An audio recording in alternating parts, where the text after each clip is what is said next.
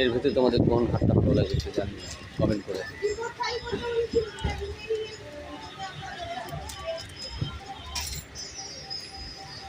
সরস্বতী পুজোর আইটেম এগুলো সব ঠিক।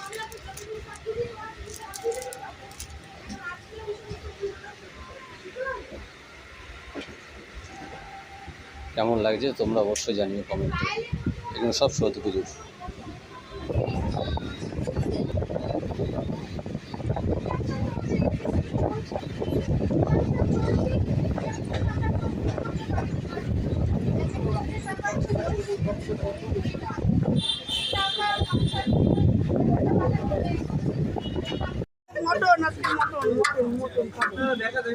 বাম্পার সাইজে মটন তুল দাদা।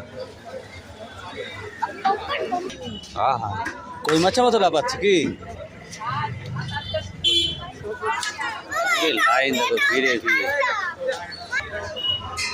ওইটা দেখেছিস